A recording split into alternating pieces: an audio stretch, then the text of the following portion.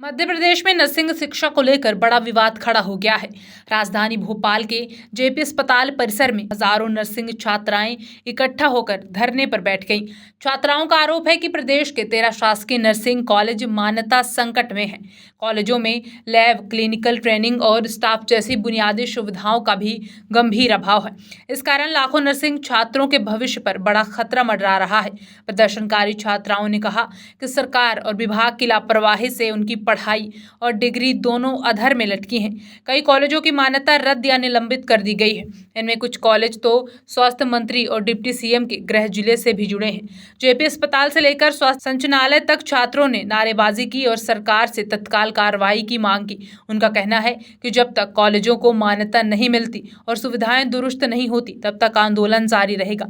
इस बीच प्रशासन की ओर से छात्रों को समझाने की कोशिश भी जारी है, लेकिन प्रदर्शन थमने का नाम नहीं ले रहा। मैं 2 साल से लगातार पीएनएसटी की प्रिपरेशन कर रही हूँ। मेरे सेकंड बार में अच्छी रैंक, अच्छे मार्क्स आए हैं, तो सरकार ने हमारी सीट घटाकर इतनी कम कर दी कि अच्छे मार्क्स और अच्छे रैंक लाने के बाद भी हम कुछ नहीं हो पाएगा हमारा।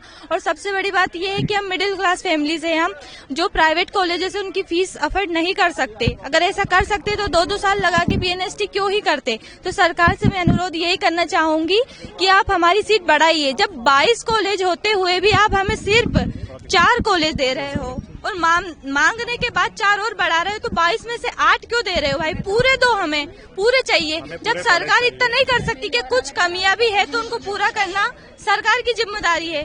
तुम उन कमियों को पूरा करो और हमें उनमें पढ़ने के लिए प्रेरित करना चाहिए कि भाई हम लोग गवर्नमेंट कॉलेज से पढ़े। आप हमें प्राइवेट की ओर धकेल रहे हो, तो इतना अगर हम कर सकते थे तो हम तैयार ही नहीं करते।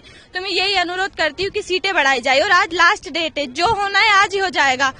इसलिए मैं यही अनुरोध करती हूँ कि जो होना है आज ही होए और हमें पूरी 2000 सीटें चाहिए और 22 कॉलेज चाहिए।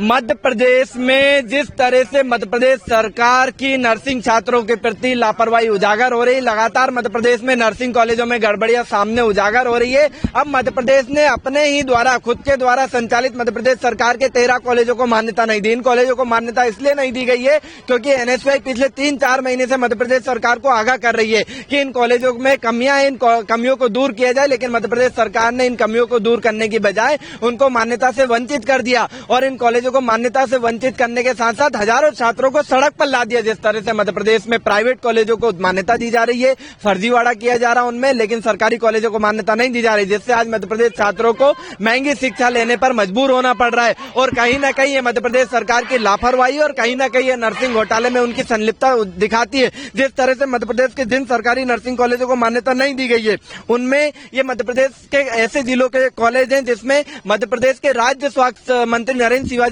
पटेल, उनके जिले का नर्सिंग कॉलेज है, डिप्टी सीएम जगदीश देवड़ा के जिले का कॉलेज है। वहीं मध्य प्रदेश के कद्दावर नेता और कैबिनेट मंत्री प्रहलाद पटेल और राव उदय प्रताप जी के जिले का नर्सिंग कॉलेज है। वहीं ऐसे कई दिग्गज नेता मध्य प्रदेश के और कई कैबिनेट मंत्री, ऐसे 13 मंत्री है मध्य प्रदेश सरकार के, जिनके जिलों में सरकारी नर्सिंग कॉलेजों को मान्यता नहीं मिल रही है। तो हम उन मंत्रियों से पूछना चाहते हैं, मध्य प्रदेश सरकार से पूछना चाहते हैं कि इसको लेकर क्या कदम उठाएंगे और कदम नहीं उठाएंगे तो क्या आपके जिले का सरकारी नर्सिंग कॉलेज बंद हो रहा है, आप उस पर लेकर क्या करेंगे?